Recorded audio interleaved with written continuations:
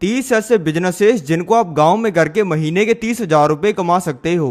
ये बिजनेसेस के अंदर सबसे कम पैसा लगता है, इनसे पैसा कमाना सबसे आसान है और ये आपको पूरी जिंदगी कमाई करके देंगे। तो चलो शुरू करते हैं पहले बिजनेस से। पहला बिजनेस है लोगों को लोन पर पैसा देना, यानी कि गोरों की भाषा में लैंडिंग करना। अब आप एक चीज समझो कि भारत देश तो बहुत बड़ा है, हम पॉपुलेशन के अंदर चाइना को भी पीछे छोड़ चुके हैं, लेकिन भारत देश में बाकी देशों के कंपैरिजन में पैसा काफी कम है। अब पैसा कम होने की वजह से पैसा कॉन्सेंट्रेटेड है बहुत ही कम अमीर लोगों के पास में।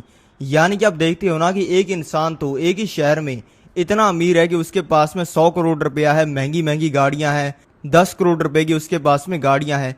लेकिन उसी गांव में एक इंसान इतना गरीब है कि वो डेली के 100 रुपए भी मुश्किल से बचा पाता है। ये चीज हो रही है पैसे ही कंसंट्रेशन की वजह से, क्योंकि देश में पैसा कम है और इसी वजह से लोगों को कई बार अपनी जरूरतें पूरी करने के लिए पैसे की जरूरत पड़ती रहती है। और इसी वजह से आप लोगों को ब्याज पर पैसा देकर मोटा पैसा कमा सकते हो। आप में से जो लोग गांव में रहते हैं उनको पता ही होगा कि पहले लोन पर पैसा देना या फिर किसी को अपनी चीज किराए पर देना कितना रिस्की सौदा होता था। आज से 50-100 साल पहले अगर कोई इंसान अपनी जमीन को, घर को या फिर अपने पैसे को किराए पर दे देता था तो सामने वाला इंसान उस चीज पर कब्जा कर लेता था।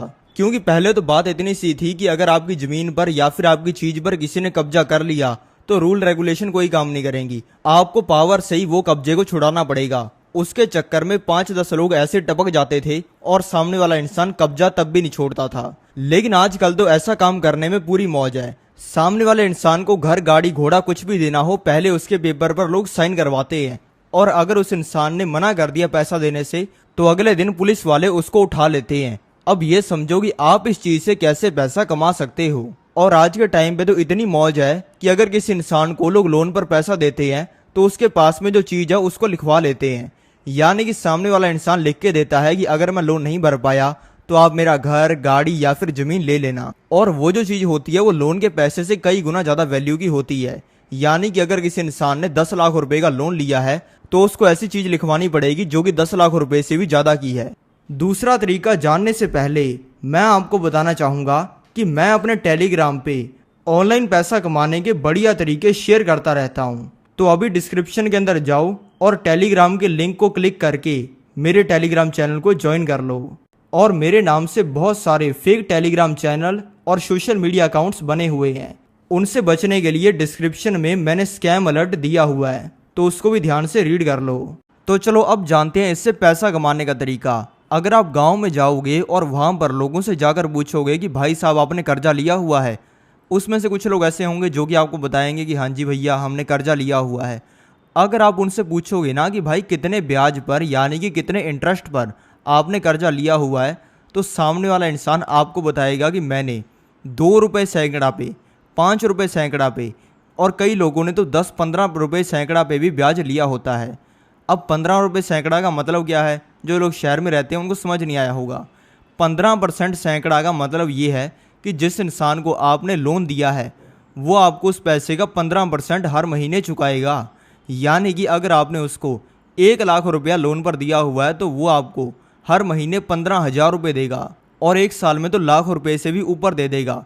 लेकिन ये चीज़ें बहुत ही रेयर केसेस में या फिर इंसान बहुत ही ज़्यादा इमरजेंसी में होता है या फिर कुछ तो इलीगल केसेस में भी होती हैं। लेकिन जो आइडियल है, जो कि माना जाता है गांव में, शहर में, वह है 2 रुपये सैकड़ा। यानी कि 2 रुपये सैकड़ा पर हर इंसान लगभग लोन लेता ही है और 2 रुपये सैकड़ा को काफ़ी कंफर्टेबल नंबर माना जाता है जिस पर ट्रांजैक्शन होती है लोन देने वाले की और लोन लेने वाले की। यानी कि मान लेते हैं आपने किसी इंसान को 1 लाख रुपए का लोन दिया तो 2 रुपये सैकड़ा के हिसाब से वो आपको हर महीने 2,000 रुपये देगा। 2,000 रुपये मल्टीप्लाइड बाय 12 यानी कि 1 साल में वो आपको दे देगा 24,000 रुपये और आपके पास में टोटल हो जाएंगे 1,24,000 रुपये। यानी कि 1 लाख रुपए से आप साल की 24,000 की कमाई कर सकते हो। और अगर आपको साल की इस तरीके से 1 लाख की कमाई करनी है तो आपको लगभग 4 लाख रुपए का लोन देना पड़ेगा। और 4 लाख रुपए का जो लोन है इसके बारे में आप कहोगे, अब 4 लाख रुपए का लोन सुन के आप सोचोगे कि यार ये तो बहुत ही रिस्की सौदा है, हमने किसी इंसान को 4 लाख रुपए का लोन दे दिया, सामने वाला इंसान निकला बदमाश, तो हम तो जी हैं कमज़ोर आदमी, हम उससे पैसा वापस कैसे लेंगे, वो 2 झापड़ मार देगा तो हम तो ऐसे निपट जाएंगे। आपको मैं ऐसे थोड़ी कह रहा हूँ कि 4 लाख रुपए को आप एक इंसान को दे दो। आप डिसाइड कर सकते हो, आप ये डिसाइड कर सकते हो कि आप एक इंसान को 4 लाख रुपया दोगे, या फिर 10 लोगों को 40-40 हज़ार रुपया दोगे, या फिर 100 लोगों को 4-4 हज़ार रुपया दोगे, या फिर इससे भी कम जाओगे और 1-1 हज़ार रुपया 400 लोगों को दोगे। जो ब्याज पे पैसा देने का धंधा है ना, ये काम करता है नेटवर्क पे। इसमें आपको बनाना पड़ेगा ट्रस्ट। अगर आप लोगों को लोन दे रहे हो, उनके साथ में सही व्यवहार कर रहे हो, अगर इंसान इमरजेंसी में है तो कभी कभी माफ़ भी कर रहे हो, इस तरीके से अगर आपकी रेपुटेशन अच्छी है तो धीरे धीरे आपका नेटवर्क बन जाएगा। अगर किसी भी इंसान को लोन लेना हुआ करेगा तो लोग उसको रेफ़र किया करेंगे कि भाई इसके पास में जाकर लोन लो, ये बढ़िया बंदा है। और अगर आपने इस तरीके से नेटवर्क बना लिया और अगर आपने इस तरीके से 10 लाख रुपए का लोन दे दिया तो आपकी महीने की आराम से 10,000 की कमाई आनी शुरू हो जाएगी। अब ये वाला बिजनेस आइडिया सुन के ना आप इम्प्रेस हो गए होगे। आप सोच रहे होगे कि यार इस इंसान का दिमाग किस लेवल पर काम करता है, हमने तो सोचा भी नहीं था कि इस बिजनेस आइडिया से ऐसे पैसा कमाया जा सकता है और ये एक्चुअल में ऐसे काम करता है। आप सोच रहे होगे कि काश हमारे पास में भी ऐसा कोई तरीका होता जिससे हम जोरदार बिजनेस आइडियाज ढूंढ पाते और करोड़ों रुपए का बिजनेस बना पाते। तो चलो अभी मैं आपको बिजनेस आइडियाज को ढूंढने का एक जोरदार तरीका बताता हूं। अगर आपको बिजनेस आइडियाज को ढूंढना शुरू करना है तो सबसे पहले आपको अपने माइंड सेट को चेंज करना पड़ेगा। हर इंसान ओरिजिनल आइडिया ढूंढता है कि यार मेरे पास में बिजनेस करने का एक ऐसा आइडिया हो जो कि पूरी दुनिया में सिर्फ मेरे पास ही हो, यानी कि 800 करोड़ लोगों में से मैं सिर्फ एक ऐसा आइडिया ले आऊं जिसके बारे में आज तक किसी ने सोचा ही ना हो। लेकिन आप खुद ही समझो कि जिस आइडिया के बारे में किसी ने सोचा ही नहीं है उससे आप पैसा कैसे कमा सकते हो, क्योंकि उस बिजनेस आइडिया के कोई कस्टमर ही नहीं होंगे। यूनिक आइडिया ढूंढना कोई बड़ी बात है क्या? मैं आपको एक यूनिक आइडिया बता देता हूँ। मार्स के ऊपर आप सुलभ शौचालय बना दो। जब वहां पर एस्ट्रोनॉट जाएंगे तो वहां पर हल्के होंगे और आपको कमाई आ जाएगी। ये यूनिक तो है, ऐसा किसी ने सोचा भी नहीं होगा, लेकिन क्या आप इससे पैसा कमा सकते हो? किसी ने इस बिजनेस आइडिया को सोचा नहीं है तो इसके कोई कस्टमर भी नहीं है। आप बचपन में चलना कैसे सीखे थे? आपने आसपास के लोगों को देखकर, मम्मी पापा को देखकर। आप बचपन में बोलना कैसे सीखे थे? आसपास के लोगों को सुनकर, बच्चों को सुनकर। लेकिन बिजनेस आइडिया आप ओरिजिनल ढूंढते हो, पूरी जिंदगी आप कॉपी करते आए हो। आपने अपनी जिंदगी में हर चीज कॉपी करके ही अचीव की है। ऐसा आपको एक भी काम याद आ रहा है जो कि आपने पूरी दुनिया से अलग किया हो लेकिन आपने उसमें तहलका मचा के रख दिया हो? जिन लोगों को आप सक्सेसफुल लोग कहते हो, यानी कि जो 1% वाले लोग हैं, वो कोई अलग काम नहीं करते हैं, वो हर काम को अलग तरीके से करते हैं। अगर आपको एक जोरदार बिजनेस आइडिया चाहिए तो आप उस बिजनेस आइडिया को लोगों से कॉपी करो कि यार ये इंसान पैसा कमा रहा है अपने बिजनेस से, इसको मैं अपने बिजनेस के अंदर कैसे एग्जीक्यूट कर सकता हूं, या फिर सेम ही चीज करके मैं कैसे पैसा कमा सकता हूं।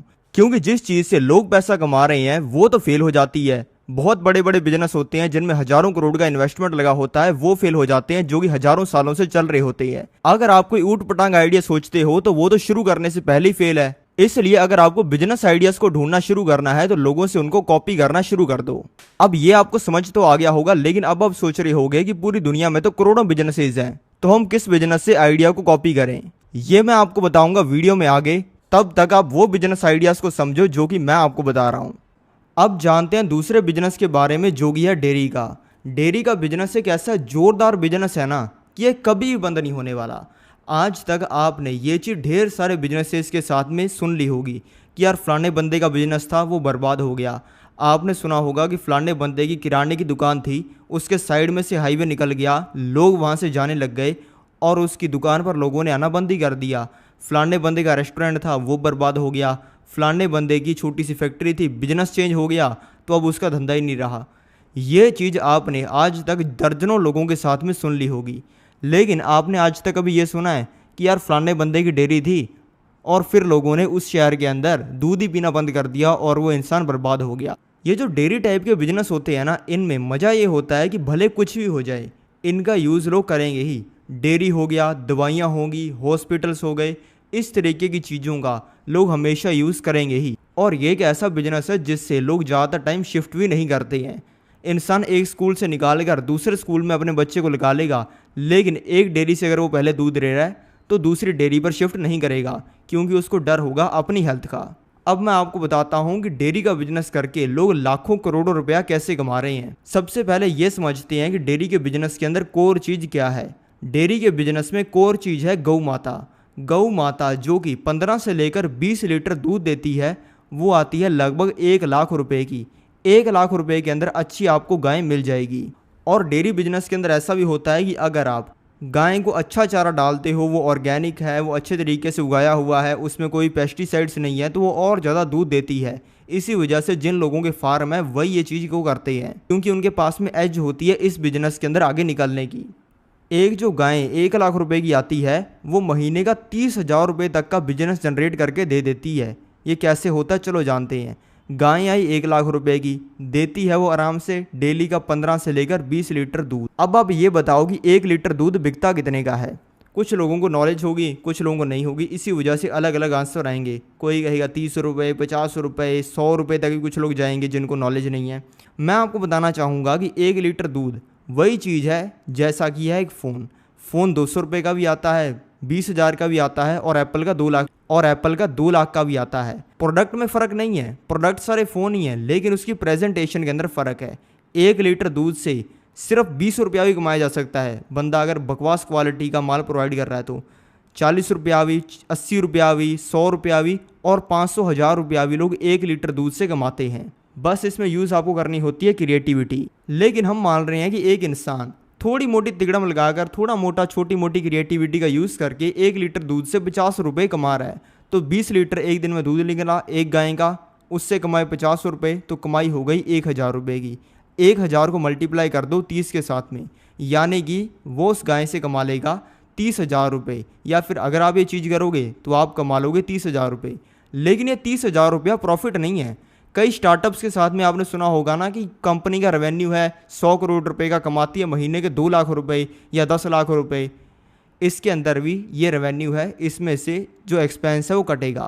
30,000 रुपये का रेवेन्यू तो बन गया, कमाई तो बन गई, लेकिन ये आपकी जेब के अंदर तभी जाएगा या तो आप इसके अंदर सिर्फ खुद ही काम कर रहे हो, आपकी बीवी बच्चे इसमें काम कर रहे हैं बिजनेस में।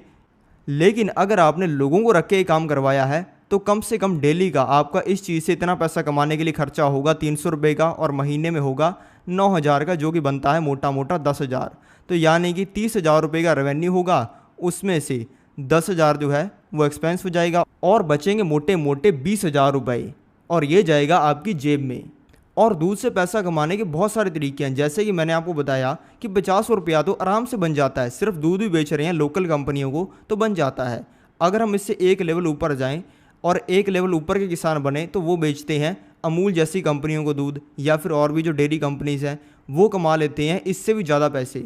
और जो टॉप लेवल के किसान होते हैं वो 1 लीटर दूध से जो सबसे ज़्यादा पैसा कमाते हैं वो करते हैं घी का काम।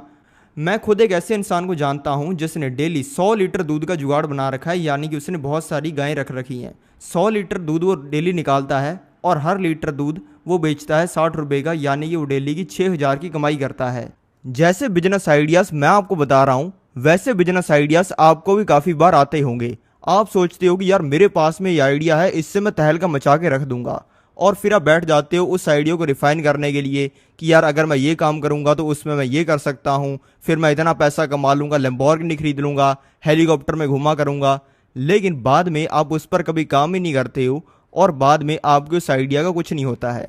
सबसे पहले आप ये समझो कि आइडिया की कोई वैल्यू नहीं है। अगर मैं कोई जोरदार बिजनेस आइडिया सोच लेता हूं तो उसकी वैल्यू है, आपके वाले बिजनेस आइडिया की कोई वैल्यू नहीं है, क्योंकि काफ़ी ज़्यादा चांस है कि आप आते हो 99% पॉपुलेशन में जो कि सिर्फ आइडिया सोचते हैं, उस पर कोई काम नहीं करते।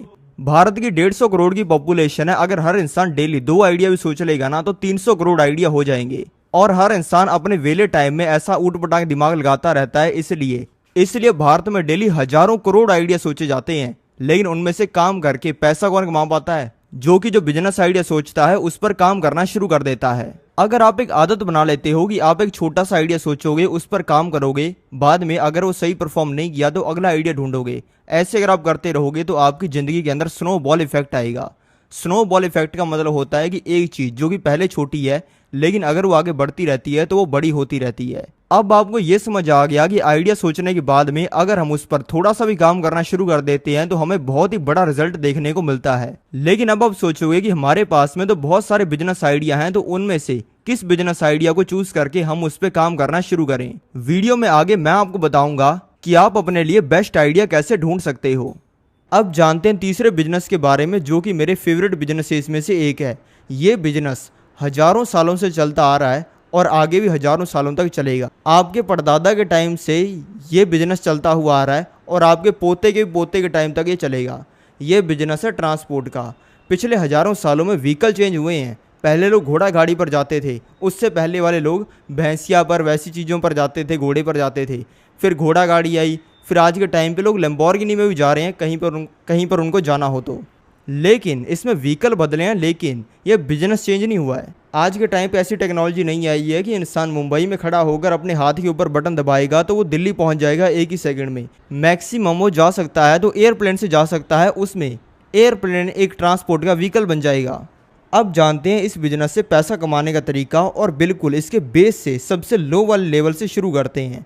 ट्रांसपोर्ट से पैसा कमाने के लिए सबसे सस्ता जो व्हीकल है वो है ऑटो, यानी कि ऑटो रिक्शा। अब आप कहोगे कि हमें ऑटो रिक्शा वाला बनना है, ऐसा नहीं है। मैं आपको इससे बिजनेस करना सिखाता हूँ, मजदूर बनना नहीं। जो एक नॉर्मल ऑटो है वो आ जाता है 2 लाख रुपए का, और अगर उससे सस्ते वाला भी लेना हो तो वो 1.5 लाख रुपए का आ जाता है। लेकिन हम हाई एंड पे 2 लाख रुपए का मान के चलते हैं, जो कि कुछ सालों तक चले तो सही।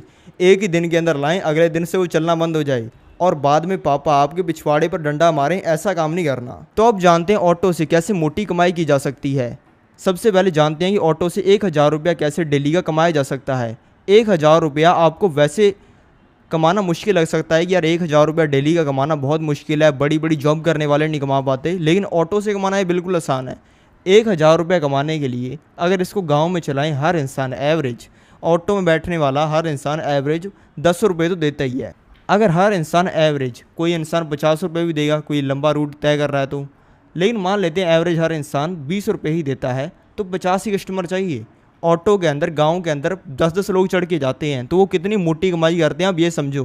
50 कस्टमर डेली आ गए 20-20 रुपया देने वाले, तो 1000 की कमाई हो जाएगी। और अगर उससे कुछ ट्रांसपोर्ट भी कर दिया या फिर कोई और भी उसके अंदर चीज़ें कर दी, तो उससे आराम से डेली के 2000 रुपये भी कमाए जा सकते हैं। अगर इसमें से हमने जो चलाने वाले का खर्चा है वो भी निकाल दिया, तो आराम से डेली के 1000 से 1500 रुपये ऑटो से कमाए जा सकते हैं, जो कि आप खुद भी चलाओगे नहीं। अब जानते हैं कि ट्रांसपोर्ट में कार से कैसे पैसा कमाया जा सकता है, क्योंकि अगर आप शहर में गए हो तो आपने देखा होगा कि वहाँ पर कैब्स चलती हैं, ऑटो बहुत ही कम चलते हैं। जो एक वैगनार कार होती है ना, जो कि मेनली कैब्स के अंदर चलती है, उबर ओला में चलती है, वो आती है 3 लाख रुपए की। 3 लाख रुपए की जो गाड़ी होती है उसका डेली का किराया कितना होता होगा? आप कहोगे कि यार डेली का होता होगा कोई 100-200 रुपये का किराया। ऐसा नहीं है। जो 3 लाख रुपए की गाड़ी होती है ना वैगनार, उसका डेली का किराया होता है 1000 रुपये का। यानी कि जो इंसान बाकी ड्राइवर्स को कैब चलाने के लिए देता है वो डेली उनसे 1000 रुपये लेता है, क्योंकि जो इंसान ओला उबर में कैब चलाता है वो आराम से महीने के 60-70 हज़ार रुपये छाप लेता है, और उसमें से उसे 30,000 रुपये भरने होते हैं और बाकी पैसा उसे बच जाता है। और ये बिल्कुल एक आइडियल सिचुएशन है, इतना पैसा मिलता है। तो 3 लाख रुपये की गाड़ी खरीदी, 30,000 रुपये उससे महीने का किराया आ रहा है, तो यानी कि उससे 1 साल में कमाई आएगी 3,60,000 रुपये की। यानी कि पैसा लगभग 100% से भी ज़्यादा रिकवर कर जाएगा, क्योंकि छोटे बिजनेसेस के अंदर यही फ़ायदा है। बड़ी जो कंपनियां हैं ना, मुकेश अंबानी जी की कंपनी जो है रिलायंस, वो भी 1 साल में 500% नहीं ग्रो करती है, 5-10% ग्रो करती है, या फिर उससे भी कम। जो बड़ी कंपनी है टाटा, बिरला, रिलायंस, इन जैसी कंपनियां जो हैं वो 1-2% भी साल के अंदर मुश्किल से ग्रो कर पाती हैं, और इतना भी कर लेती हैं तो उनके लिए बहुत ही बड़ी बात होती है। लेकिन छोटे बिजनेसेस के अंदर ये फ़ायदा है कि साल में 100% भी पैसे को रिकवर कर देते हैं।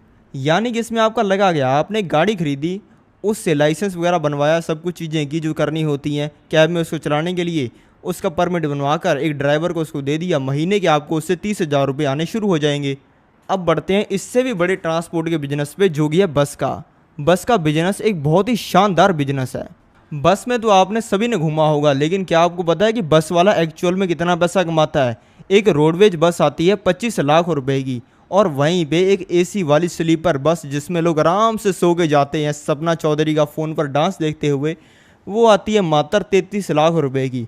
अब आप कहोगे कि 33 लाख रुपए मात्र होते हैं, इसमें से कमाई क्या आएगी? खाक। अरे चिंता मत करो, 33 लाख रुपया लगा रहे हैं तो उससे कमाई भी तो मोटी आती होगी ना। वैसे तो एक बस की कमाई बहुत सारी चीज़ों पर डिपेंड करती है कि उसको कहाँ पे चलाया जा रहा है, वो कहाँ पे जा रही है, उसकी टिकट कितने की है, उसके अंदर फैसिलिटीज़ कैसी हैं।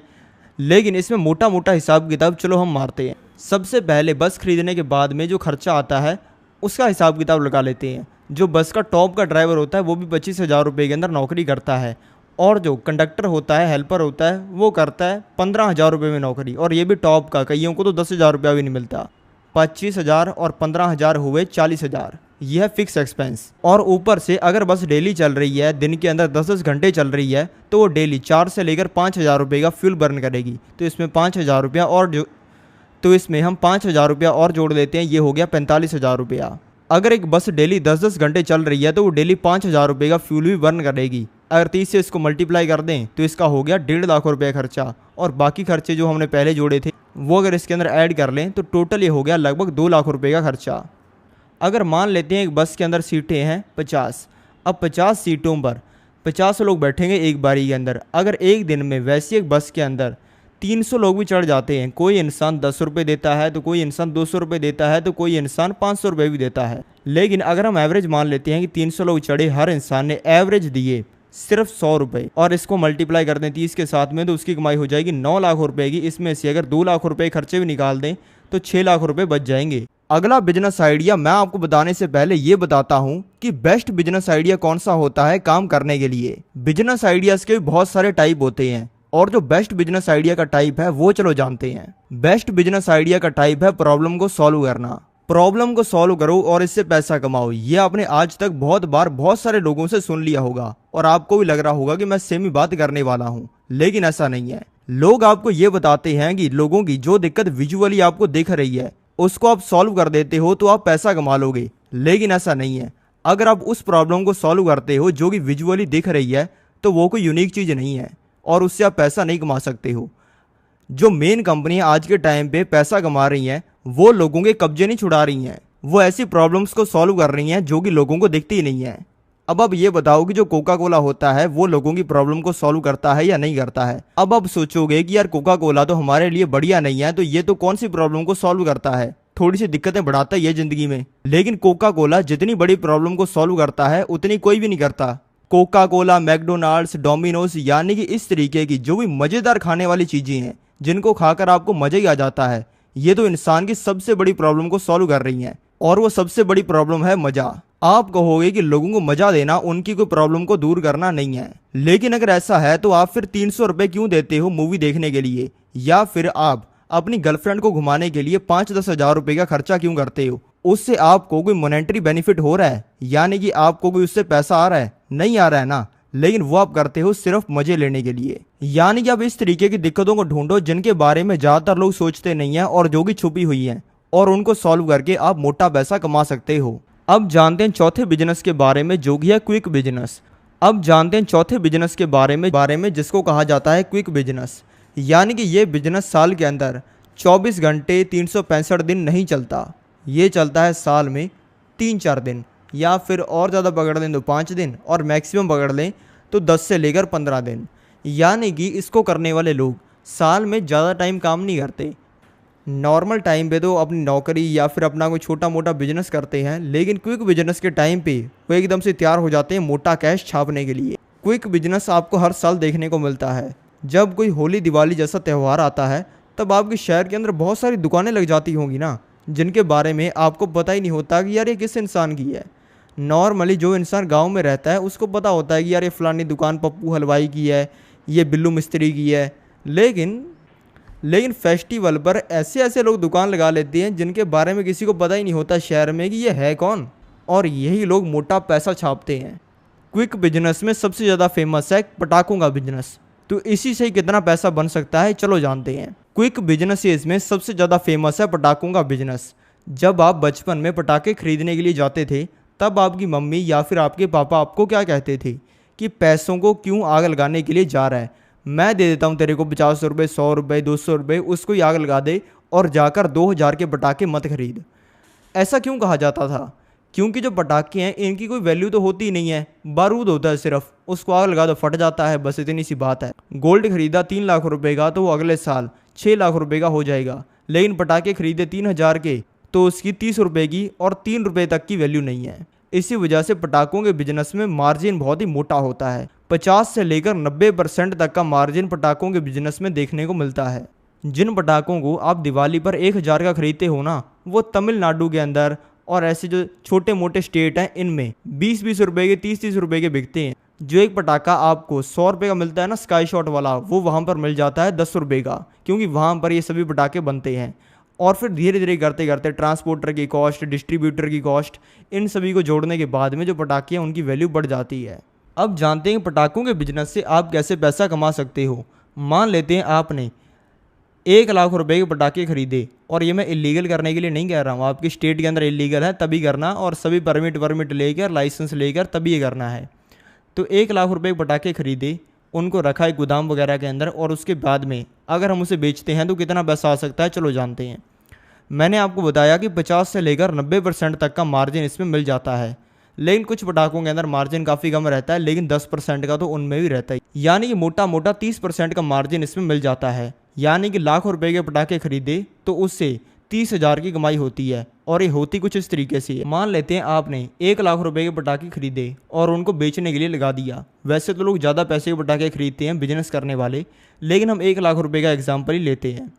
तो 1 लाख रुपए के मान लेते हैं आपने पटाखे बेचने के लिए लगाए हुए हैं, और आपके पास में एक इंसान आया और उसने आपसे 1,000 रुपए के पटाखे खरीद लिए, तो इसमें से आपका 30% मार्जिन बन जाएगा, जो कि मैंने आपको पहले बताया था, जो कि होगा लगभग 30 रुपये का, जो कि होगा लगभग 300 रुपये का। अब आप बोलोगे कि मैंने तो कहा था कि 50 से लेकर 90% का मार्जिन इसमें बन जाता है, तो ऐसा क्यों नहीं हुआ। कुछ पटाखे ऐसे होते हैं जिनमें क्योंकि कुछ पटाखे ऐसे भी होते हैं जिनमें 5-10% का मार्जिन ही बनता है। तो 300 रुपये एक इंसान से कमाई हुई, 10 लोग अगर आए तो उनसे कमाई हो जाएगी 3,000 की। और ये सिर्फ मैं एक दिन की बात बता रहा हूँ।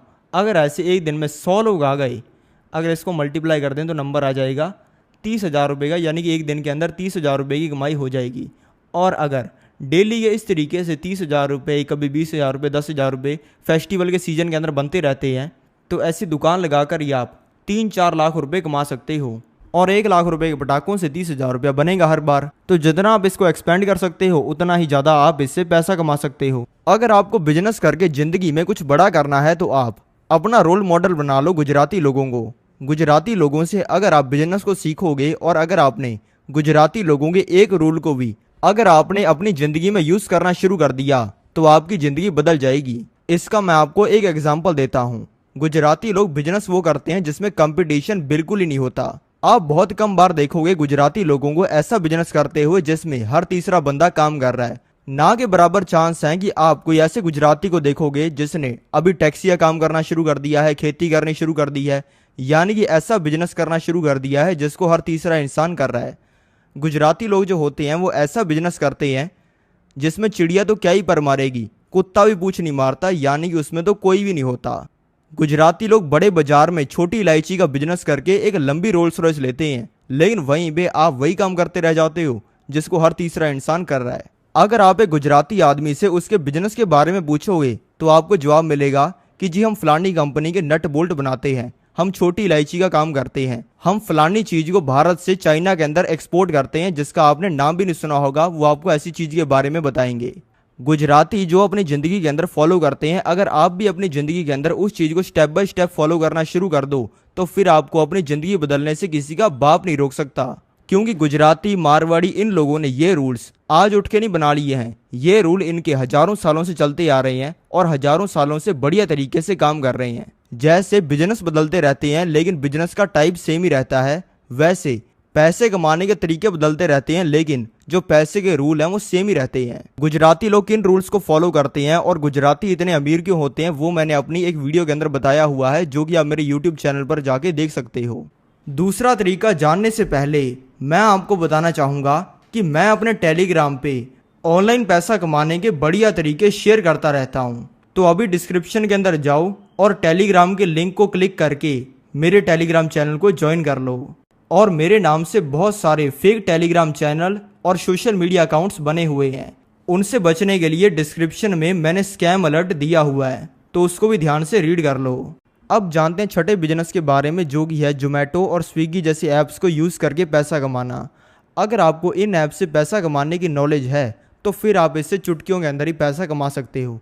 अभी मैं आपको बताता हूँ कि अगर मुझे ऐसे ऐप से 50-60 हज़ार रुपये महीने के कमाने हो तो मैं कैसे कमाऊंगा, और आपको मैं अपना पूरा बिजनेस प्लान रिवील करता हूँ। ये बिजनेस है इन जैसे ऐप्स पर कॉफ़ी बेचने का। 8 रुपये की बॉटल आ जाती है जिसमें डालकर कॉफ़ी बेची जाती है। 8 रुपये की बॉटल, उसमें डाला जाएगा 15 रुपये का दूध, तो टोटली हो जाएगा 23 रुपये। शुगर, कॉफ़ी, मेकिंग चार्जेस और आइस को मिलाकर इसमें 8 रुपये और लगेंगे, तो ये जोड़ने के बाद में टोटल हो गए 31 रुपये। अब जानते हैं कि ये 31 रुपये खर्च करके मैं पैसा कैसे कमाऊंगा। मैं हर बोतल को बेचूंगा 129 रुपीज़ का। अब यहाँ पे मैंने बेचा तो ये हुआ मेरा रेवेन्यू, और इस पर जोमेटो स्विगी का कमीशन कटेगा जो कि होगा 22% का। तो यानी कि इसमें से 28 रुपये तो ऐसे ही कम कर लो, जो कि मेरी कमाई कम हो जाएगी। ये कम करने के बाद मेरे पास में बचेंगे 101 रुपये, और इसमें से अगर हम अपना पहले वाला 31 रुपये का खर्चा घटाते हैं तो फिर हमारे पास में बचेंगे सिर्फ 7 रुपये। और अगर इसमें से भी 4 रुपये का जो पैकेजिंग का खर्चा है वो कम कर देते हैं तो हर बॉटल पे हमें बचेंगे 66 रुपये, जिससे मेरी एवरेज पर ऑर्डर टिकट कॉस्ट पहुंच जाएगी 250 रुपीज़ से भी ज़्यादा की। और अगर मैं इस तरीके से डेली की सिर्फ 30 बॉटल बेचता हूं तो मैं पूरे महीने में कमा लूँगा 60,000 रुपये। और इसमें मेरा लगा क्या, मेरे खर्चे जो हैं वो निकल जाएंगे। और जो मैंने इसमें चीज़ें जोड़ी जैसे कि पैकेजिंग की कॉस्ट, वो सारी चीज़ें वो मैंने इसलिए जोड़ी क्योंकि अगर मुझे बिजनेस करना हो तो मैं इसमें जो भी फालतू की चीज़ें हैं, मेहनत वाला काम है, वो मैं बिल्कुल भी नहीं करूँगा। मैं बस बैठकर नोट गिनूंगा। और इसी बिजनेस को आप गांव में भी कर सकते हो। और ज़्यादातर लोग ऐसे बिजनेस को गांव में बैठकर ही करते हैं। गांव में बैठकर वो ऐसी कॉफ़ी जैसी चीज़ बनाते हैं, उसको शहर में ट्रांसपोर्ट करते हैं और फिर वो शहर में बिकती है और उनको पैसा आता है। जानते हैं छठे बिजनेस के बारे में जो कि है कबाड़ का। सबसे पहले यही जानते हैं कि कबाड़ी करने वाले लोग या फिर कबाड़ का काम करने वाले लोग करोड़ों रुपया कैसे कमाते हैं और एक कबाड़ी वाला कितना पैसा कमाता है। इनकी इनकम जानने के लिए सबसे पहले इनके बिजनेस स्ट्रक्चर को समझते हैं। कबाड़ के बिजनेस में बहुत ही फेमस है बॉस कबाड़िया, यानी कि जो सारी कबाड़ियों को कंट्रोल करता है। ये वो कैसे करता है आगे जानेंगे। तो सबसे पहले होता है बॉस कबाड़िया, जिसके पास में गाड़ी, कोठी और जोरदार सी रशियन भी होती है। अगर ये नहीं भी है तो मतलब वो पैसा तो कमा रहा है लेकिन वो कंजूस है। तो फिर ऐसे एक बॉस कबाड़ी के लिए काम करते होते हैं 10 से लेकर 15 लड़के। लेकिन हम मान लेते हैं कि एक बॉस कबाड़िया है, उसके लिए काम कर रहे हैं सिर्फ 10 लड़के। तो फिर ये लड़के जाकर घरों से कबाड़ उठाते हैं। मेनली ये उन घरों को टारगेट करते हैं जिनमें होती हैं दादी जी या फिर दादाजी, जिनका टाइम पास तो होता नहीं है, बच्चे तो फ़ोन में लगे रहते हैं और ये भी सोचती हैं कि इससे जो मोटा पैसा आ जाएगा, 5-10 रुपये बन जाएंगे या फिर 50 रुपये बन जाएंगे, वो बच्चों के काम आ जाएंगे। और फिर ये कबाड़ी वाले बहुत सारे घरों में जाते हैं और घरों से ये पुराने कागज़, प्लास्टिक की चीज़ें, मेटल की चीज़ें खरीदते हैं और एवरेज घर से ये कबाड़ को खरीदते हैं 400 रुपये का। अब सोचोगे कि है ही पागल, 400 रुपये का कबाड़ कौन खरीदता होता है, इनका तो नुकसान होता होगा हर महीने। लेकिन ये कबाड़ी वाले आगे रिसाइकलिंग कंपनी को 800 रुपये का इस कबाड़ को बेच देते हैं। अब आप कहोगे कि रिसाइकलिंग कंपनी खुद ही क्यों नहीं खरीद लेती इन लोगों से जाकर कबाड़। तो सबसे पहली वाली बात तो यही है कि कबाड़ी वाले का कमीशन भी होगा उसमें।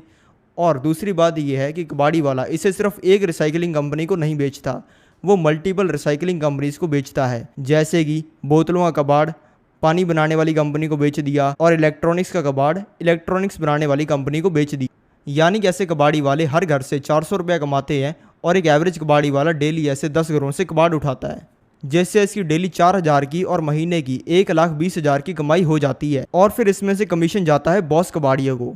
जो रिसाइकलिंग कंपनीज इस कबाड़ को खरीदती हैं वो इसको रिसाइकल करके और ज़्यादा चीज़ें बनाती हैं, और जो इलेक्ट्रॉनिक्स का कबाड़ होता है उसके सर्किटों को तोड़कर उसमें से सोना निकालती हैं। 1000 किलो सर्किट्स में से 150 ग्राम सोना निकलता है। यानी कि इनको अगर 1000 किलो सर्किट मिल जाते हैं तो उसमें से ये 150 ग्राम सोना निकाल लेते हैं, उसको क्रश वगैरह करके और उसको रिफाइन करके। भारत में 40 लाख कबाड़ी वाले हैं और भारत में कबाड़ का मार्केट 2 लाख करोड़ का है। लेकिन ये कबाड़ का काम करना बहुत ही मुश्किल है। जैसे कि अगर आपको इस काम को करना है तो पहले आपको कबाड़ का काम सीखना पड़ेगा, कौन सी चीज़ों को ख़रीदना होता है, कहाँ पर इस कबाड़ को बेचना होता है, कैसे लोगों को मैनेज करना होता है, ये सारी चीज़ें। लेकिन इससे भी कई गुना आसान बिजनेस मैं आपको आगे बताता हूँ, जिसमें आपको खुद कुछ नहीं करना है। एक बार छोटी सी इन्वेस्टमेंट करनी है और बाद में आपको पूरी ज़िंदगी पैसा आएगा बिना कोई काम किए।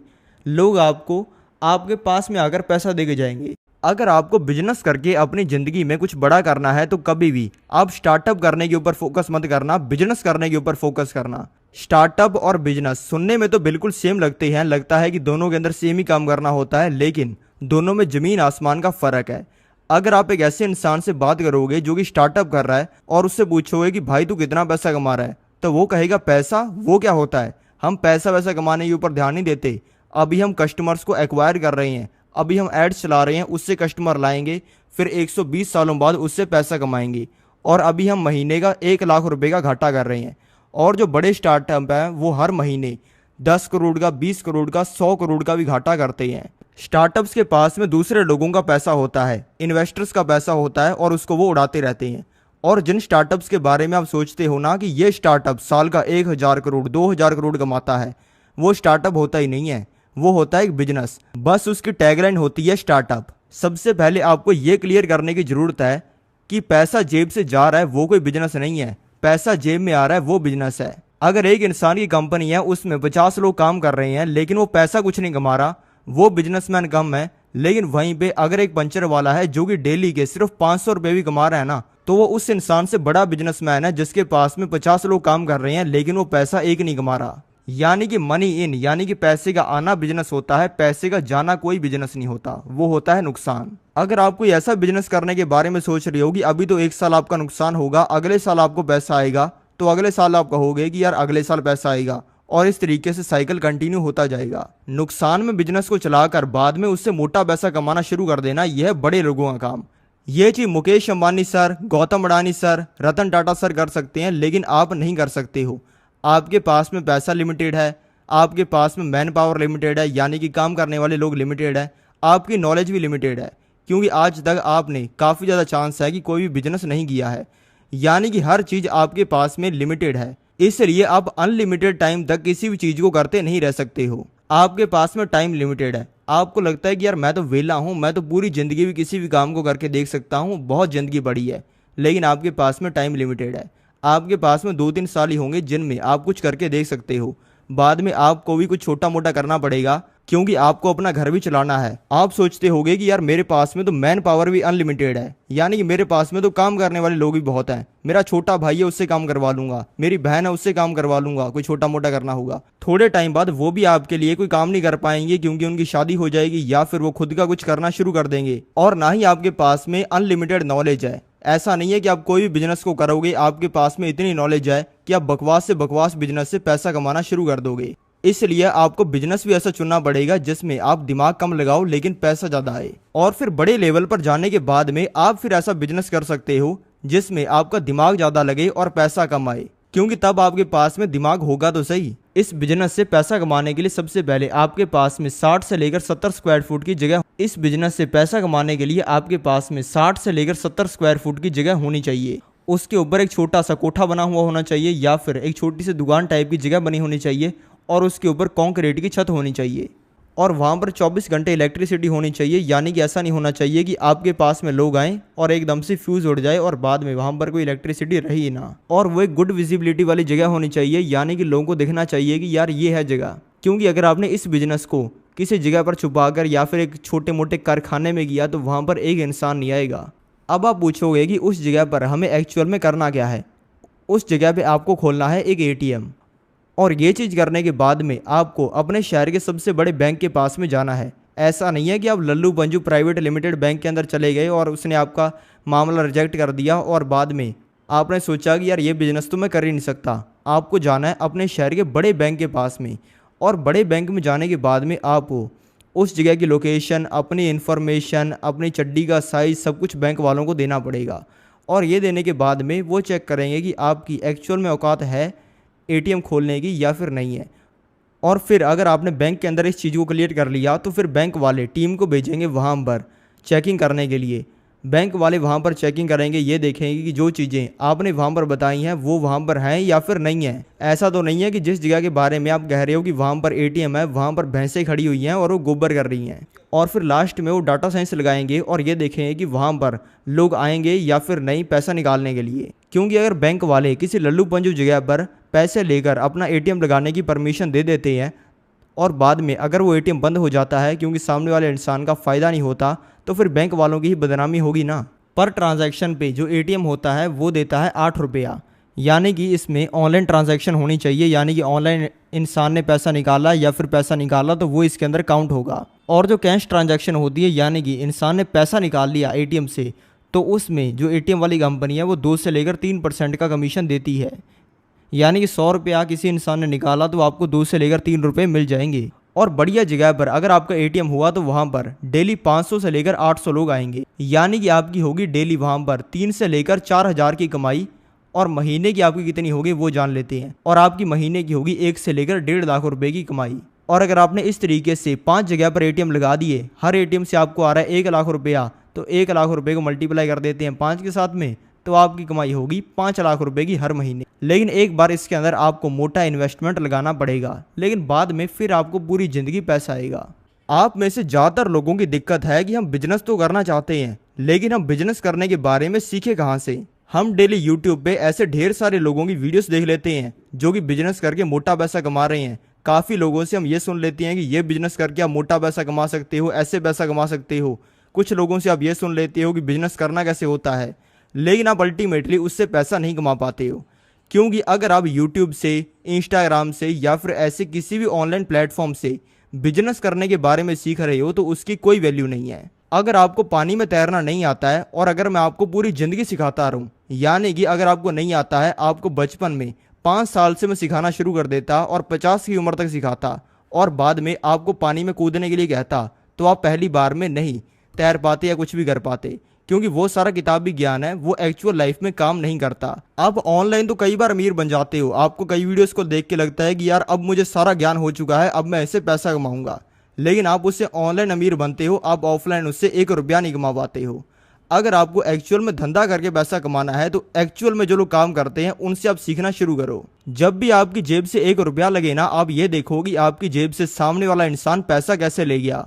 अगर आप एक गोलगप्पे की रेडी वाले के पास में भी जाते हो गोलगप्पे खाने के लिए, तो ये सोचो कि आप वहां पे क्यों गए, वहां पर पास में एक और रेडी थी, वहां पर भी जा सकते थे।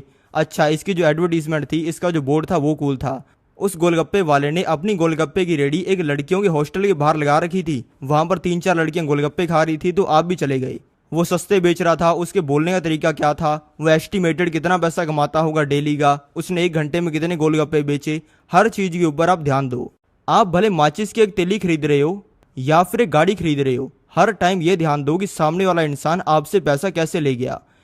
क्योंकि जो आप पैसा कमाते हो वो पैसा कमाना नहीं होता, वो किसी से पैसा लेना होता है। पैसा बनाना तो सिर्फ काम सरकार का है, पैसा सरकार छाप सकती है, जितना चाहे उतना छाप सकती है, लेकिन आप सिर्फ लोगों से पैसा ले सकते हो। अगर आपको लोगों से पैसा लेना है तो आपको सीखना भी तो पड़ेगा कि कैसे लेते हैं, इसलिए आप इस चीज के ऊपर काम करना शुरू करो। इसके बारे में कोई इंसान बात नहीं करता। मुझे पूरा यकीन है कि आप इस चीज के बारे में मेरी वीडियो के अंदर पहली बार सुन रहे हो। आपने आज तक सुना होगा बिजनेस करके पैसा कमाने के तरीकों के बारे में, बिजनेस करने के सीक्रेट्स के बारे में, लेकिन आज तक आपने ये नहीं सुना होगा कि लोगों से पैसा लेना सीखना कैसे है। अगर आप कोई भी बिजनेस करते हो तो उसमें आपको लोगों से पैसा लेना तो पड़ेगा। अगर आपको वही नहीं आता तो फिर आप कोई भी बिजनेस करके पैसा नहीं कमा सकते हो। लेकिन अगर आपको ये आता है कि लोगों से मैं इफेक्टिवली पैसा कैसे ले सकता हूँ, तो फिर आप कोई भी बिजनेस करके पैसा कमा सकते हो। अब जानते हैं 7वें बिजनेस के बारे में। जो 7वां बिजनेस है वो है रेडी लगाने का। ये रेडी किसी भी तरीके की हो सकती है, ये गोलगप्पे की रेडी, कचौरी की रेडी या फिर समोसे की रेडी हो सकती है। एक इंसान कचौरी की रेडी से महीने के 10 लाख रुपए कैसे कमाता है, चलो मैं आपको बताता हूँ। उसने सबसे पहले एक जोरदार सी रेडी बनवा ली बिल्लू मिस्त्री से 15,000 रुपये में, और बाद में फिर वहाँ पर उसने काम करने के लिए एक रामू काका को रख लिया। और फिर जो रामू काका को उसने नौकरी पर रखा है, उसकी रशियन का खर्चा, उसकी महीने की सैलरी, कचौरी को बनाने वाले इंग्रेडिएंट्स, कचौरी की दुकान का रेंट जोड़कर उसकी हर कचौरी बनने लग गई 5 रुपए की। अब ऐसे बिजनेस में ऐसा होने पर लोग गलती क्या करते हैं, 5 रुपए की कचौरी बन रही है तो इसको 15 रुपए का बेचते हैं, 20 रुपए का बेचते हैं, हर कचौरी पर 15-20 रुपए कमाएंगे। लेकिन उसने ऐसा नहीं किया। उसने फिर 5 रुपए की कचौरी बनाकर 5 रुपए की ही बेचनी शुरू कर दी, यानी कि उसने अपने सारे कंपटीटर से सस्ती कचौरियाँ बेचनी शुरू कर दी। और ऐसा करते ही पूरे गांव के लोग, आसपास के शहरों के लोग उसके पास में कचौरियाँ खाने के लिए आने लग गए। लोग तो उसके पास में से 10-10, 100-100 कचौरियाँ लेके जाते थे, क्योंकि यार इतना बड़ा मेगा ऑफर कौन इंसान छोड़ता है, ये तो फ्री होगी ना 5 रुपए की कचौरी। तो भारत में तो लोगों को 5 रुपए के अंदर एक गधा भी दे दो ना कि यार गधा चाहिए तुझे। भारत में तो लोगों को फ्री में एक शेर भी दे दो ना कि यार तू शेर को रख ले अपने घर पे, लोग वो भी रख लेंगे कि यार किसी ना किसी तरीके से तो पैसा आ ही जाएगा इससे। और ये करने की वजह से फिर उसकी कचौरी की रेडी आसपास के सभी गाँवों के अंदर पूरी फेमस हो गई। इससे वो पैसा तो नहीं कमा रहा था, हर महीने उसका पैसा लग ही रहा था, हर महीने हज़ारों में उसका खर्चा हो रहा था। लेकिन ऐसा करने की वजह से क्योंकि उसका ट्रस्ट बन गया लोगों में, लोगों ने उसकी रेडी पर आना शुरू कर दिया, तो फिर उसने कचौरी का रेट भी बढ़ाना शुरू कर दिया। वो पहले बेच रहा था 2000 कचौरियाँ डेली की, तो उसने जो 5 रुपये की कचौरी थी उसका रेट बढ़ाना शुरू कर दिया। पहले उसने उसका रेट बढ़ाया सिर्फ 1 रुपये का, 5 की कचौरी कर दी 6 रुपये की, फिर उसका बढ़ाया 2 रुपये का, उसने कर दी 8 रुपये की, फिर उसने वापस से बढ़ाया 1 रुपये का। ऐसे वो हर महीने 1 रुपया 2 रुपया उसका रेट बढ़ाता गया और इस तरीके से धीरे धीरे चलते हुए उसने 2 सालों में अपनी एक कचौरी 20 रुपये की कर दी। यानी कि एक महीने के अंदर 20 रुपये की नहीं की, एक महीने में अगर वो 5 रुपये की कचौरी को 20 रुपये का कर देता तो लोग कहते कि यार ये तो बेवकूफ़ बना रहा है, पहले इसने हमें 5 रुपये की कचौरी का लालच देकर बुला लिया और अब 20 रुपये की कचौरी बेचना चाह रहा है। अरे बेटा, हम इतना जल्दी मूर्ख नहीं बनने वाले। लेकिन वहीं पे अगर उसने 1-1 2 रुपया करके प्राइस बढ़ाया तो लोगों ने कहा कि यार महंगाई बढ़ रही है तो इसको बढ़ाना पड़ रहा है। उसका 5 रुपये हर कचौरी को बनाने का खर्चा होता है और 15 रुपये हर कचौरी पर बचते हैं, क्योंकि वो हर कचौरी को 20 रुपये का बेचता है। वो डेली की 2000 कचौरियाँ बेचता है, यानी कि हमें 15 को मल्टीप्लाई करना पड़ेगा 2000 के साथ में, यानी कि वो डेली के कमाता है 30,000 रुपये। कई बार जब छुट्टियां वगैरह होती हैं तब वो डेली के 40,000 रुपये भी कमाता है, और जब वीकेंड्स के ऊपर काफ़ी लोग बिजी होते हैं तब वो कई बार डेली के सिर्फ 20,000 रुपये ही कमाता है। अगर हम 30,000 को भी मल्टीप्लाई कर देते हैं 30 के साथ में तो नंबर आएगा 9 लाख रुपये का, यानी कि वो बुरे मंथ में महीने के 6-7 लाख रुपये और अच्छे मंथ में महीने के 8 से लेकर 9 लाख रुपये भी कमा लेता है। अगर आप एक मोमोज़ की रेडी लगा लेते हो ना तो उससे आप डेली के 2-3 हज़ार रुपये आराम से कमाने शुरू कर सकते हो, क्योंकि मोमोज़ की प्लेट होती है 50 रुपये की। अगर आपने डेली की 200 प्लेट भी बेच दी तो आपकी डेली की 10,000 की कमाई हो जाएगी। इसमें से खर्चा कितना हो जाएगा, मान लेते हैं 5,000 का भी खर्चा हो गया तो डेली के 5,000 रुपये तो बचेंगे ना, वो होते हैं महीने के 1.5 लाख रुपये। 8वां जो बिजनेस है जिससे आप मोटा पैसा कमा सकते हो वो है रियल एस्टेट। रियल एस्टेट से पैसा कमाने का सबसे पहला मैं आपको तरीका बताता हूँ, जो कि है फ्लिपिंग। फ्लिपिंग का मतलब होता है सस्ती चीज़ को खरीदना और कुछ ही महीनों में उसे महंगा बनाकर बेचना। रियल एस्टेट से पैसा कमाने के मेनली 2 तरीके होते हैं। पहला वो तरीका होता है जिसको पप्पू टाइप के लोग यूज़ करते हैं। एक मान लेते हैं एक लल्लू इंसान है जिसका नाम है पप्पू, तो वो क्या करता है, वो 1 करोड़ रुपये का एक फ्लैट को खरीदता है। 1 करोड़ का फ्लैट वो इसीलिए खरीद लेता है क्योंकि बिल्डर जो होते हैं वो उसे लालच देते हैं कि यार ये तेरा फ्लैट की जो वैल्यू है ना वो 5 साल के अंदर 3 करोड़ रुपए की हो जाएगी, 4 करोड़ की हो जाएगी, तुझे इससे महीने की 10 लाख की कमाई आएगी, और इस तरीके के 50 लालच उसे देकर फ्लैट को बेच देते हैं। लेकिन बाद में उसके फ्लैट का प्राइस बढ़ता नहीं है, क्योंकि फ्लैट एक तो होते हैं 2x2 के, यानी कि गाँव में जितना अपना वॉशरूम होता है उतना तो शहर में लोगों का फ्लैट होता है। तो इसी वजह से 20 सालों में भी उसका जो फ्लैट है वो 2 करोड़ रुपए का ही होता है, यानी कि उसका पैसा 20 सालों के अंदर डबल होता है। यानी कि ये हुई उसकी एक लल्लू इन्वेस्टमेंट। और जब वो उसको किराए पर देने की कोशिश करता है तब भी उसको उससे महीने का 0.10% और साल का 1 से लेकर 2% ही किराया आता है। और यार बैंक के अंदर भी 7-8% मिल जाता है, यानी कि वो रेंट के हिसाब से बिल्कुल बकवास इन्वेस्टमेंट है। लेकिन वहीं पे अब समझते हैं वो तरीका जिसको स्मार्ट लोग यूज़ करते हैं। इस तरीके में लोग रियल एस्टेट से अपने पैसे को 2 गुना 3 गुना तो करते हैं, लेकिन 20-30 सालों में नहीं बल्कि 2-3 महीनों में और मैक्सिमम 1 साल में। लेकिन वहीं पे जो स्मार्ट इंसान होगा वो कुछ ऐसा करेगा, वो सबसे पहले एक 50 लाख रुपए की ज़मीन खरीदेगा, और वो ज़मीन कोई बहुत ज़्यादा तगड़ी ज़मीन ही होगी जिसके बारे में कह सकें कि यार इससे शानदार कोई ज़मीन ही नहीं है। वो हो गई बिल्कुल बकवास ज़मीन, यानी कि वो वाटर लेवल से ऊंची होगी, यानी कि उसमें पानी अच्छे से लगता नहीं होगा, उसमें ना ही पानी को स्टोर करने के लिए कोई कुआं यानी कि वेल होगा, ना ही वहाँ पर कोई घेराबंदी होगी यानी कि बाड़ी होगी, यानी कि जानवर उसके अंदर ऐसे घुसकर खाते रहते होंगे जो उनको चाहिए, ना ही उसके अंदर रात को रुकना है अगर किसी को तो वैसी कोई जगह होगी। यानी कि वो खेती करने के लिए बिल्कुल ही बकवास ज़मीन होगी, और वो उसको 50 लाख रुपए का खरीद लेगा। लेकिन खरीदने के बाद में वो उस ज़मीन से करेगा फ्लिपिंग, यानी कि उस ज़मीन को कन्वर्ट करेगा ऐसी ज़मीन में जो कि लोगों को चाहिए। वो उसके अंदर एक कुआं बना देगा जहाँ पर लोग अपना पानी रख सकते हैं, वो बाहर में घेराबंदी कर देगा जिससे जानवर उसके अंदर घुस नहीं पाएंगे, वो उसका जो लेवल है वो सही कर देगा मिट्टी विट्टी भरवा कर ताकि पानी उसमें से अच्छे से लग पाए। वो उसके अंदर एक मोटर लगवा देगा जहाँ से पानी पूरे खेत के अंदर लगाया जा सके। वो वहाँ पर रहने के लिए एक छोटी सी जगह बना देगा, यानी कि सारी वो चीज़ें करेगा जिससे वो ज़मीन खेती करने के लायक बन जाए। और फिर ऐसे 10-12 लाख का खर्चा करने के बाद में 5 महीने में वो उस ज़मीन को बेच देगा 1 करोड़ रुपए की, यानी कि 10 लाख रुपए खर्चा करेगा, 50 लाख की ज़मीन खरीदेगा और उसको 5 महीने बाद में 6 महीने बाद में बेच देगा 1 करोड़ रुपए की। यानी कि वहीं पे जो पप्पू टाइप के लोग हैं जो कि फ्लैट खरीदते हैं उनको अपने पैसे को दोगुना करने में लग जाते हैं, लेकिन वहीं पे जो लोग स्मार्ट तरीके से रियल एस्टेट की गेम को समझते हैं उनको अपने पैसे को दोगुना करने के लिए 6 महीने से लेकर 1 साल ही लगता है। मान लेते हैं आप एक 10 लाख रुपए की ज़मीन को खरीदते हो, उस पर 2 लाख रुपए खर्चा करते हो, और फिर मान लेते हैं आप इस स्ट्रैटेजी को लगाते हो और एक 10 लाख रुपए की ज़मीन को खरीदते हो। 2 लाख रुपए का उसके ऊपर खर्चा करते हो और फिर उसकी क्वालिटी बढ़ाकर कुछ ही महीनों में उसको 20 लाख रुपए का बेच देते हो, तो यानी कि इसमें से टोटल आपका प्रॉफिट हो जाएगा 8 लाख रुपए का। और ये होने में मान लो आपको लग गए 12 महीने, तो यानी कि आपकी महीने की होगी लगभग 66,000 की कमाई। और ये चीज़ सिर्फ आप ज़मीन के साथ में ही नहीं, बल्कि घरों के साथ में, कमर्शियल प्रॉपर्टीज़ के साथ में, कोई भी रियल एस्टेट की चीज़ के साथ में कर सकते हो। अब जानते हैं 9वें बिजनेस के बारे में, जो कि है आर्बिट्रेज। आपने इस कंपनी का नाम तो नहीं सुना होगा, लेकिन ये कंपनी साल का हज़ारों करोड़ रुपया कमाती है। इसका नाम है जोहो कॉरपोरेशन। ये काम करती है आईटी का, यानी कि सॉफ्टवेयर्स को बनाती है।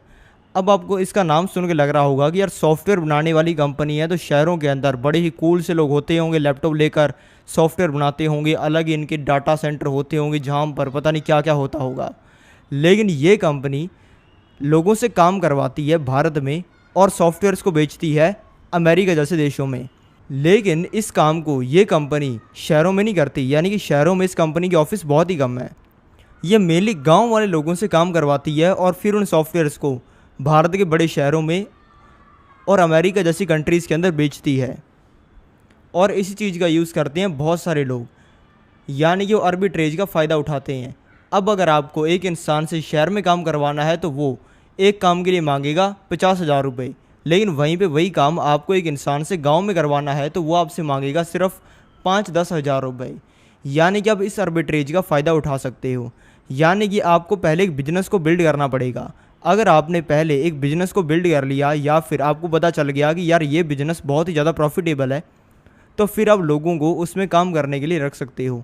अगर आपका सीधा सीधा हिसाब किताब है कि अगर आपको किसी इंसान को 20,000 रुपया देने पर आपका 50,000 रुपये का बिजनेस आ रहा है, तो और लोगों को हायर करो। जितना ज़्यादा आप लोगों को हायर करते जाओगे उतना ही ज़्यादा आप पैसा कमाओगे। क्योंकि अगर किसी इंसान को आप दे रहे हो 10,000 रुपये, यानी कि अगर आप किसी इंसान को दे रहे हो 20,000 रुपये और उससे कमा रहे हो 60,000 रुपये, तो वो करने में आपका लग क्या रहा है? आपको तो 40,000 रुपये मिल ही रहे हैं ना, और उसमें प्लस आपको कोई काम भी नहीं करना पड़ रहा। जो 20,000 रुपये आपका जा रहा है उसमें सामने वाला इंसान काम करेगा और इसी आर्बिट्रेज का आप फ़ायदा उठा सकते हो। आप ऐसा कोई सिस्टम बना सकते हो कि आप गांव में काम करो, शहर में लोगों को सर्विस प्रोवाइड करो जिससे आपको सस्ता पड़े। यानी कि किसी भी चीज़ को आप गांव में कर सकते हो बाकी सिटीज़ के कंपैरिजन में, और इसी का फ़ायदा उठा सकते हो। ये आप कर सकते हो एजेंसी मॉडल से। यानी कि एजेंसी मॉडल में ये होता है कि एक इंसान होता है, वो डिसाइड करता है कि यार मुझे इस चीज़ का काम करना है, वीडियो एडिटिंग करनी है, फिल्म मेकिंग करनी है, सर्विस प्रोवाइडिंग करनी है, सॉफ्टवेयर मेकिंग करनी है, ब्लॉगिंग करनी है, किसी भी तरीके की वो चीज़ हो सकती है। और बाद में वो लोगों को हायर करता है और बाद में खुद वो सिर्फ कस्टमर ढूंढने का काम करता है। उसने कस्टमर ढूंढे, लोगों से काम करवाया, बीच का कमीशन कमा लिया। और इसी एजेंसी मॉडल को सबसे ज़्यादा प्रॉफिटेबल तरीके से किया जा सकता है गाँव में। अब जानते हैं 10वें बिजनेस के बारे में। तो चलो अब जानते हैं 10वें बिजनेस के बारे में। ये करने के लिए आपको फ्रीलांसिंग इस चीज़ को गूगल पर सर्च करना है, जैसे कि मैंने यहाँ पे कर लिया। और फिर इसके बाद में आपको यहाँ पे बहुत सारी वेबसाइट्स देखने को मिलेंगी। अपवर्क है, फ्रीलांसर है, फाइवर है और इस तरीके की बहुत सारी चिंग जैसी कंपनीज भी हैं।